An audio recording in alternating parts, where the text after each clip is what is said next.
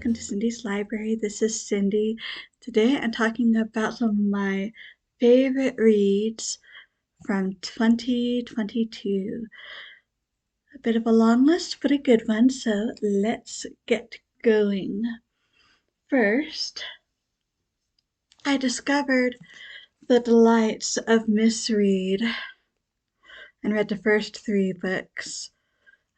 Village School, Village Diary, and Storm in the Village. This is English village life. I think it is set in the 1950s, but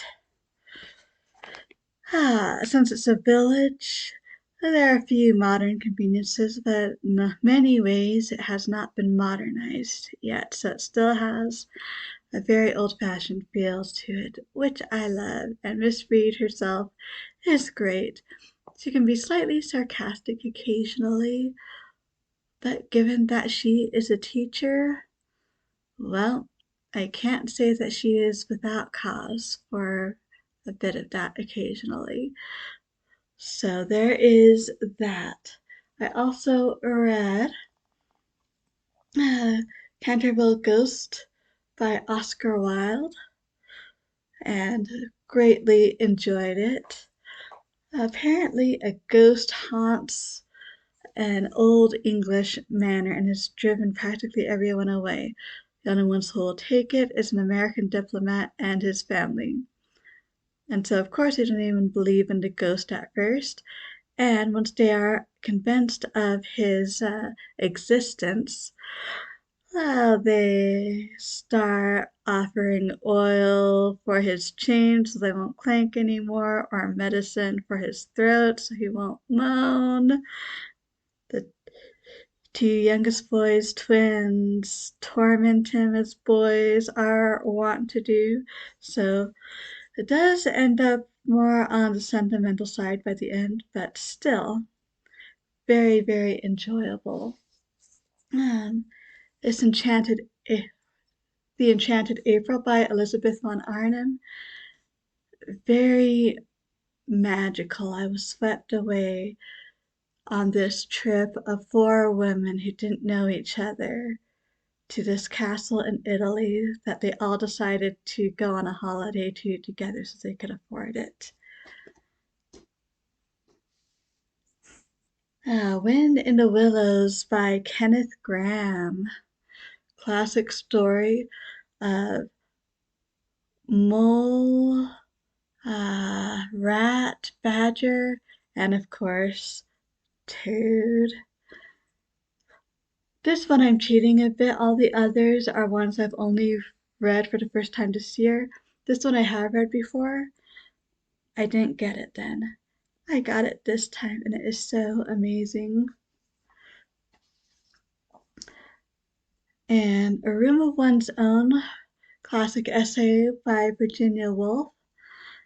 Lots of interesting thoughts about what a writer needs and how too often women don't have that.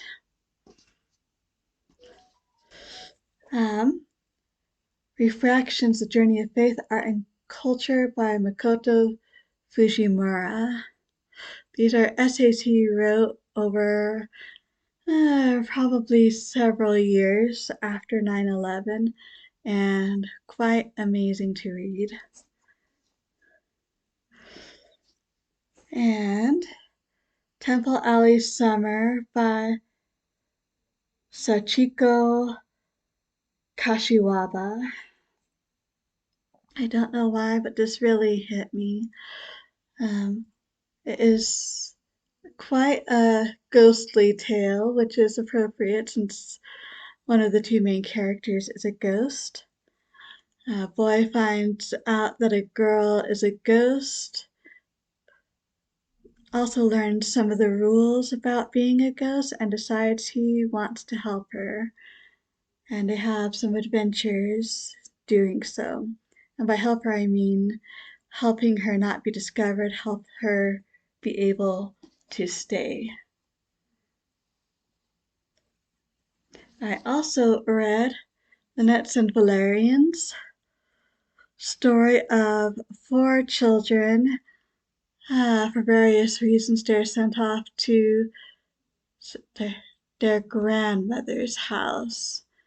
I think their parents, I'm not sure where their parents are, maybe in India. In any case, these children aren't happy at grandmother's house, and so they run away to their uncle's house. And he does let them stay, and they have many adventures. And like so much of Elizabeth Gooch, there's just a touch of magic, which is wonderful. Another read, The Railroad Children by E. Nesbit. This one, I believe, is 5 children. Yes, that sounds right. But in any case, they have a normal life, suburbs.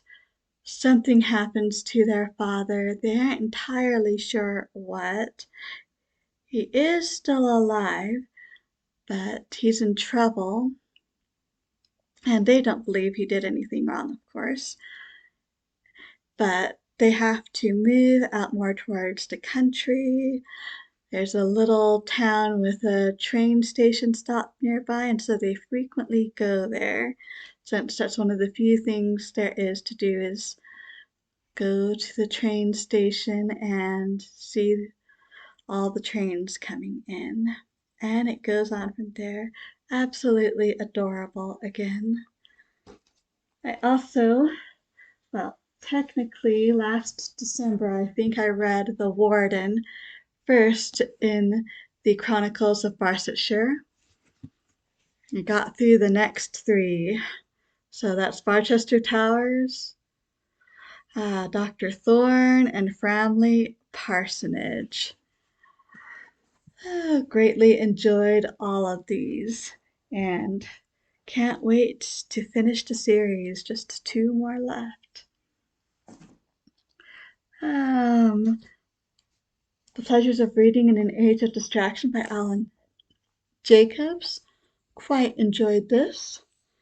It is, well, basically a meditation on exactly this subject.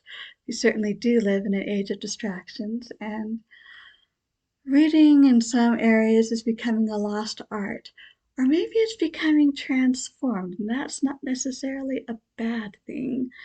After all, I'm not sure who was more excited when I got my first Kindle, me or my brother-in-law. Yeah, the brother-in-law who carried a suitcase when we went on vacation. The suitcase that was about as big as the other suitcase. The suitcase that had all my books in it. Yep. So, naysayers aside, can't say they're entirely wrong. And certainly Alan Jacobs goes over all that. But it's not all doom and gloom either. So I appreciated that. Now, this I read at the beginning of the year. Cloud Cuckoo Land by Anthony Doerr. And I couldn't stop reading it. Multiple timelines, basically following a manuscript. We have, I think it's the Siege of Constantinople, Fourth Crusade, so I want to say 1300s, 1400s. Manuscript is found there. We have a guy in the Korean War, and later in life he ends up being involved with the manuscript, and his life intersects with another guy on one fateful day, and because of that, this guy ends up being involved with, if not the manuscript itself, then the story that the Korean War guy wrote down from it. And then we have the future on a spaceship. And the manuscript, yes, it shows up there too, or if not the manuscript, at least the story. This is a book about the enduring power of stories. One of the more complicated books I have read, as I said, multiple timelines, multiple plots, even within the same timeline. They're all divided by chapters, though, so you always know where you are, but quite enjoyed it. And we have some more. Let's see. There's A Gentleman in Moscow by Immortales. Immortal Trolls, something like that. Ah, the Count is such a gentleman. He would be a fascinating person to have a conversation with. And that a lot of the book was exactly that. The Count is an aristocrat, is condemned by the communists. Well, ordinarily they would put someone like him to death, but he did write some pre-revolutionary poems and things that were positive towards the working class. So instead of that, he is told he has to stay in the Grand Metropolitan Hotel and never leave. He's basically under house arrest there. And he is there indeed for over 20 years. Many things happen, and in spite of his very circumscribed world, because it is a world-class hotel, the world kind of ends up coming to him, and it's fascinating to watch. Let's see, another one I loved was The Great Tales Never End, Essays in Memory of Christopher Tolkien. And some of the biggest names in Tolkien studies contributed, and it was amazing. I haven't, well, let's be fair.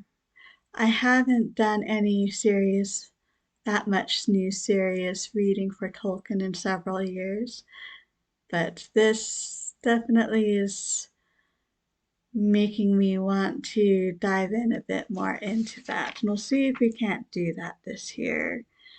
And Clara and the Sun by Kazuo Ishiguro. Story of an artificial friend, Clara, and the girl she is bought for, Josie, and their relationship with the mother, with friends, and how it develops over time, and the mystery of Josie's illness. So those were some of my favorites from this year. Love to hear if you've read any of these or about your favorites. Thank you so much for stopping by. I truly do appreciate it. And feel free to leave comments down below. And until next time, I hope we all stay safe and healthy. And as always, happy reading.